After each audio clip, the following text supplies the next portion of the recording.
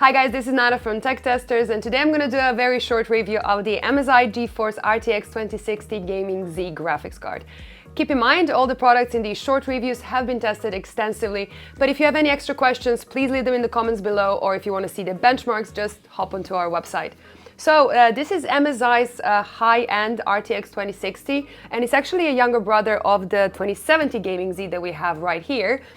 So with this, they promise not just higher clock speeds, but also better thermal and noise performance, as well as some cool RGB comparing to some cheaper RTX 2060 options. So let's take a look. At first glance, the Gaming Z definitely looks like a high-end RTX model. The design is pretty attractive, and I personally love the grey color scheme and the backplate, which makes it easy to match with most of the builds. And of course, it has plenty of RGB details to live up to the ever-growing RGB hype. It's only 247mm long, which is great for compatibility, and I can safely say that it objectively looks better than most budget RTX 2060s out there, which is what MSI is going for, I suppose. You will need a single 8-pin connector cable to power it, and it offers 3 display ports and 1 HDMI port for your monitors. As for the performance of a nicely overclocked RTX 2060 like this, it comes in somewhere between a GTX 1070 Ti and a GTX 1080 depending on the game. That means if you're on a Full HD screen, all games will run smoothly from very high to max settings, and it does a decent job for those of you on a Quad HD monitors, where you can expect high settings to ultra settings in most games, dropping to medium only in rare, extremely demanding titles.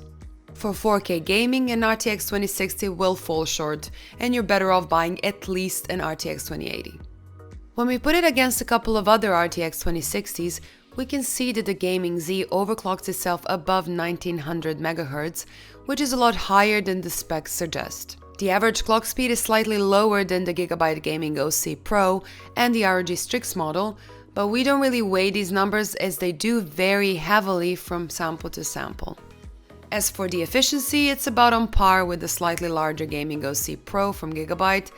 The Asus ROG Strix model is both cooler and quieter, but that's not surprising considering how much bigger it is, and not to forget how much more expensive it is. Comparison aside, the most important thing is that it runs both cool and quiet under load. Looking at the total system power consumption with an i7-8700K, it is safe to say a decent 450 to 550 watt power supply will be more than enough for this. To be able to change the excellent RGB action, you need to use the Mystic Light software. What bothers me about this software is how inefficient it uses the space it requires. It almost takes up the entire screen, for example on a large 4K monitor that just looks ridiculous. And you can't resize it either.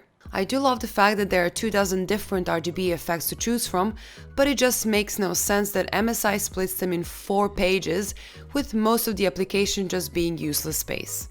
I do like the option to change both speed and the brightness, and the fact that the software previews the effects is also a very nice touch.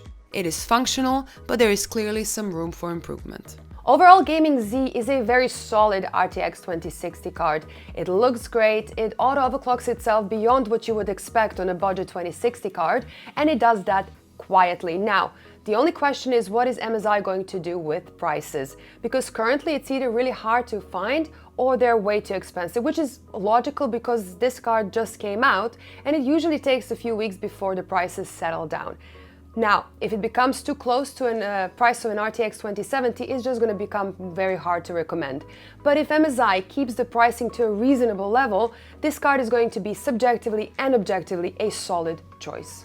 That's it for today. Thank you so much for watching. Let me know in the comments below what do you think about these short reviews and if we should do more of these. Don't forget to subscribe and see you in the next one. Bye!